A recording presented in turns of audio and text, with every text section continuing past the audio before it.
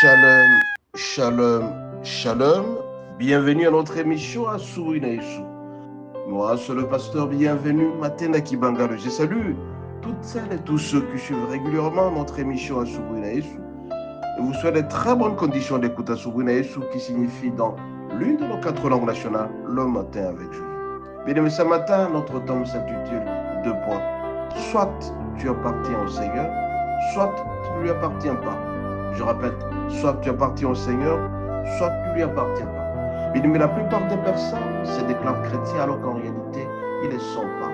Ils posent les actes exactement comme font les païens.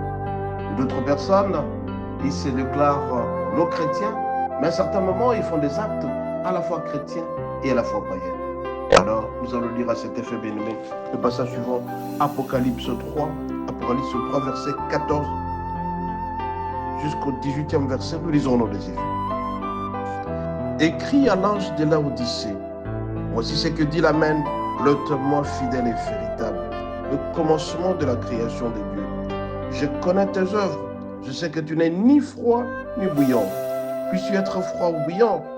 Ainsi, parce que tu es tiède et que tu n'es ni froid ni bouillant, je te vomirai de ma bouche. Parce que tu dis, je suis riche, je me suis enrichi, et je n'ai besoin de rien, et parce que tu ne sais pas que ce que tu es malheureux, misérable, pauvre et aveugle, je te conseille d'acheter de moi, de le réprouver par le feu, afin que tu deviennes riche et de vêtements blancs, afin que tu sois vêtu et que ta honte de la ténudité ne paralyse pas, et un collier pour oindre les yeux, afin que tu vois.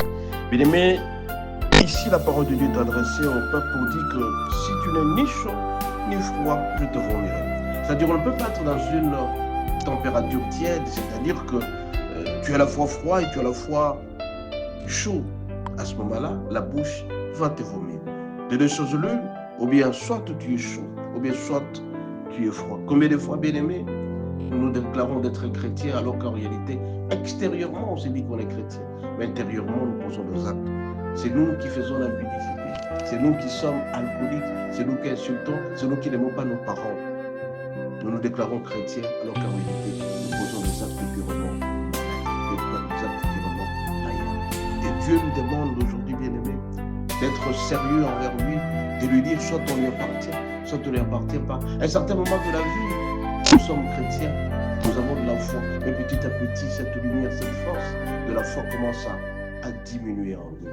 Nous disons que nous avons la foi, alors qu'en réalité, c'est trop faux. Combien de fois, bien aimé, vous êtes dans une église où tout le monde est en train de chanter, de danser, mais par contre, la nuit, nous sommes des alcooliques, nous sommes des impudiques. Et donc, nous apparaissons chrétiens, alors qu'en réalité, on ne l'est pas.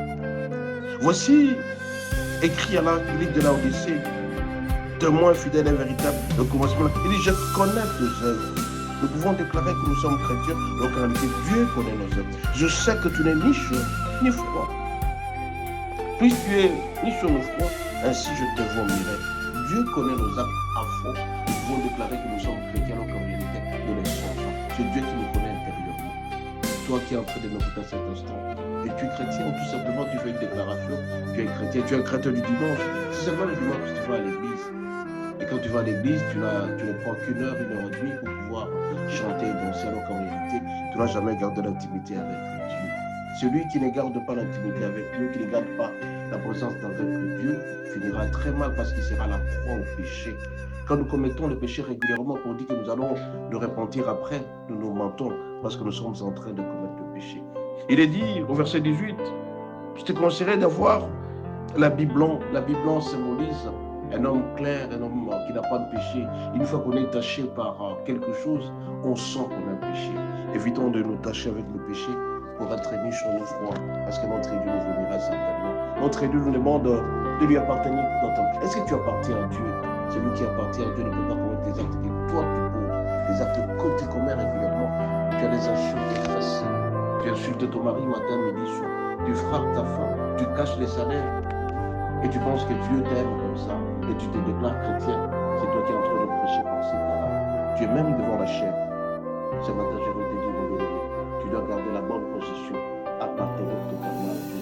Sans porter sur toi 55 ans. Tu dois appartenir à Dieu totalement à 100%. Tous les actes que tu poseras, que Dieu puisse apprécier. Mais par contre, si tu es à la fois travail chaud, t'obtiens, notre Dieu te bénira parce qu'on va te déclarer qui es-tu exactement. Du côté pécheur, tu es là.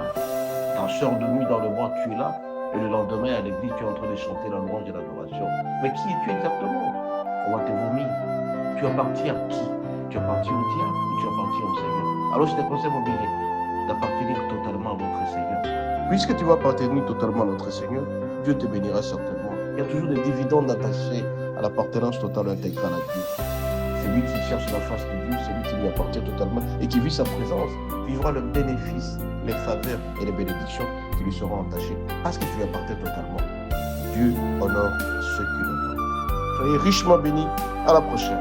N'oubliez pas de télécharger notre application Assoumena Yeshua. Si vous le faites, vous allez être bénis et vous bénirez aussi d'autres personnes quand vous allez télécharger et transférer cette prédication. Soyez bénis, à la prochaine.